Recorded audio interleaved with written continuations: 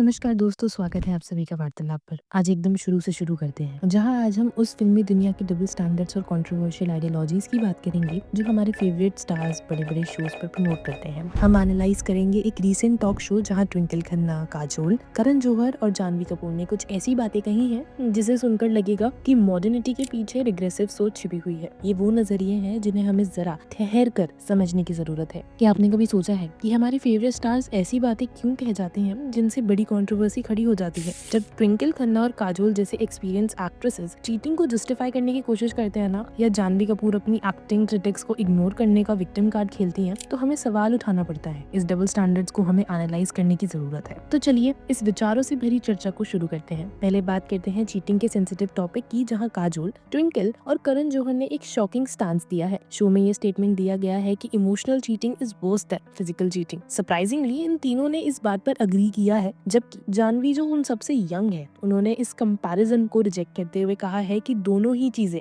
गलत है और physical cheating clearly deal breaker है। ट्विंकल और करण जौहर का आर्गुमेंट था कि रात गई तो बात गई, और फिजिकल इनफिडेलिटी को ठंडी लगने जैसे मामूली स्लिप अप माना जा सकता है। ट्विंकल ने तो यहाँ तक कह दिया कि जानवी अभी 20s में है, जब वो हमारी एज तक पहुंचेगी तब समझ जाएगी। ये एक पैट्रनाइजिंग और एजिस्ट कमेंट था। दोस्तों, ये स्टेटमेंट तब absurd लगा जब हमने देखते हैं कि ये काजोल और ट्विंकल जैसे लोग पैरिटी, वुमेन एम्पावरमेंट और सोसाइटी की रिग्रेसिव सोच के खिलाफ आवाज उठाते हैं, और फिर वहीं ऐसे शोज पर चीटिंग जैसे रिश्तों को तोड़ने वाली चीज को जस्टिफाई करते हैं। इस विचारों के टकराव से ये स्पेकुलेशन उठती है कि ये लोग अपनी पर्सनल लाइफ या मैरिटल हार्डशिप्स को नॉर्मलाइज करने की कोशिश कर रहे हैं, जहां उनकी हस्बैंड या उन्होंने वाइस वर्सा कभी चीट किया हो। इग्नोरेंस और सुपरफिशियल कॉम्प्रोमाइज को हेल्दी मैरिज का फॉर्मूला बताना गलत होता है, और इस जनरेशन गैप में जानवी का क्लियर स्टैंड ज्यादा सेंसिबल लगा, जो सही कम्युनिकेशन की अहमियत को समझता है। ये रिग्रेसिव फॉर्मूला सिर्फ यही नहीं रुका। इस शो और इससे पहले के इंटरव्यूज में भी सीनियर कपल्स का ऑर्थोडॉक्स वे मैरिजेस को डिफाइन करने का पैटर्न दिखाई देता है। जब सैफ अली खान और अक्षय कुमार के साथ इंटरव्यू हुआ था, तब ये फॉर्मूला दिखाई दे गया था कि लॉन्ग लास्टिंग मैरिज के लिए हस्बैंड्स को सिर्फ दो स्टेटमेंट्स में बिलीव करना होता है: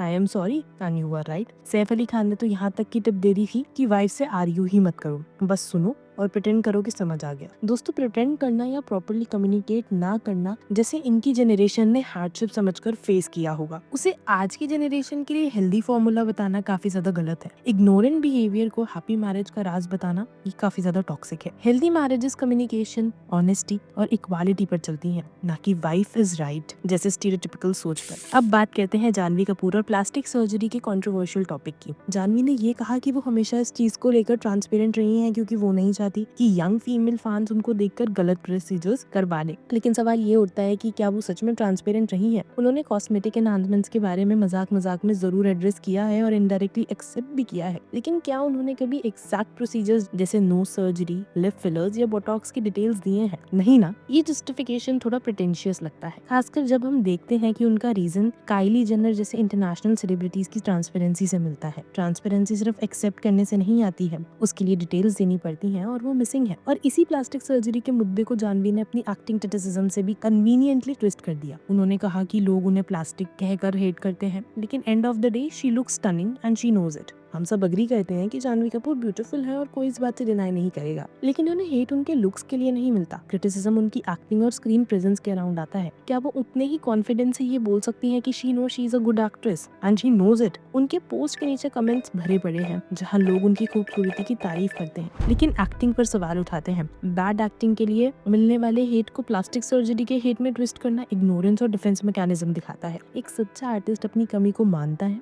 उसे छिपाता नहीं है, और वहीं इस पे काम भी करता है। आखिर में बात करते हैं ट्विंकल और काजोल के होस्टिंग स्टाइल की, जो इस शो का बड़ा ड्रॉबैक है। ये लोग गेस्ट को प्रॉपर्ली कंप्लीट ही नहीं करने देते हैं, बार बार इंटरफेयर करते हैं और इंटरेस्टिंग कहानियों को कट करके रैपिड फायर या सुपरफिशियल टॉक पर आ जाते हैं। कैंडिड कॉन्वर्सेशन में ही असली मजा है, लेकिन ये लोग उस डेप्थ को इग्नोर कर देते हैं। वरुण धवन और आलिया भट्ट के सेशन में भी यही हुआ था, जहां वरुण जब डीप एडवाइस दे रहा था तो उसको ये कहकर निग्लेक्ट किया गया था कि वो थेरेपी दे रहा है। ये काफी ज्यादा डिसरिस्पेक्टफुल एटीट्यूड है और एक रूड बिहेवियर शो करता है, और यही रूड बिहेवियर शो की क्वालिटी को कम कर रहा है। यहाँ तक कि ट्विंकल ने अपने हस्बैंड अक्षय कुमार के साथ भी मस्ती के नाम पर ऐसी रूड बातें की, जैसे कि टैटू के सवाल सवाल पर उनका कहना था कि tattoos are permanent, marriages are not. ये विटी कम और सिनिकल ज्यादा लगता है। ट्विंकल की विटी पर्सनालिटी शुरू में पसंद आई थी, लेकिन अब वो रिपीटेटिव और डिसरिस्पेक्टफुल हो गई है और उनका आई नो इट ऑल वाला एटीट्यूड ये शो को बोरिंग बना रहा है। सबसे अजीब बात ये है कि एक तरफ ट्विंकल इस इशू को एड्रेस करती है कि फीमेल्स पर सोसाइटी का अनफेयर प्रेशर है कि वो हमेशा यंग दिखें